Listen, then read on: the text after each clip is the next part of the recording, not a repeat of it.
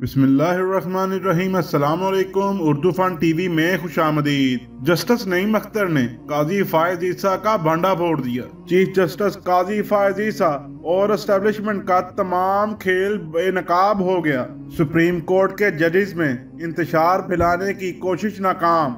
महसूस नशिस्तों के केस पर अख्तलाफी नोट किसके कहने पर लिखा। जस्टिस नईम अख्तर अफगान ने भांडा फोड़ दिया।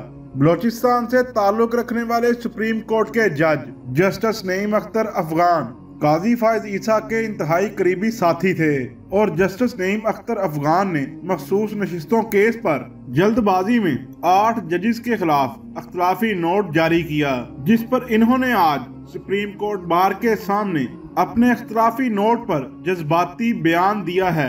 जस्टिस नईम अख्तर अफगान ने कहा है कि कुछ लोग हमें डराते हैं और कुछ लोग तुम्हें डराएंगे। कुछ लोग तुम्हें समझाएंगे, वो तुमको खौफ दिलाएंगे।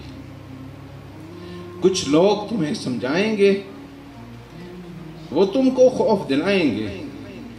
जो है वो भी खो सकता है, जो है वो भी खो सकता है, कुछ और यहाँ हो सकता है।